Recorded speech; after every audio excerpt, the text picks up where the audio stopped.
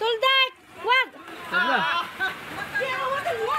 Nabulabog ang mga residente sa sitio St. Joseph sa barangay San Jose, Antipolo City kagabi dahil sa pagkatalo ng dalawang lalaking ito. Wag! Atuta! Umalis ka dyan! Kapwa may hawak na itak ang dalawa habang tila nagpapatintero sa isang motorsiklo. Ang girian ng dalawa.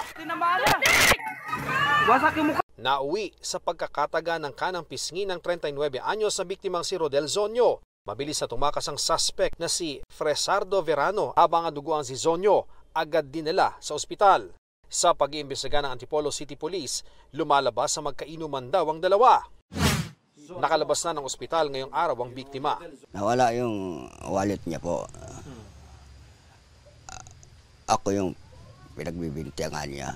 Nagagalit siya sa akin. Mensahe niya sa nakatagang kainuman. Panagutan nila yan.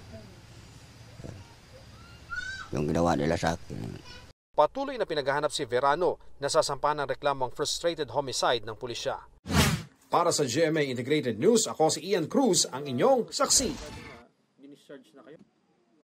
Mga kapuso, maging una sa saksi. Mag-subscribe sa GMA Integrated News sa YouTube para sa iba't ibang balita.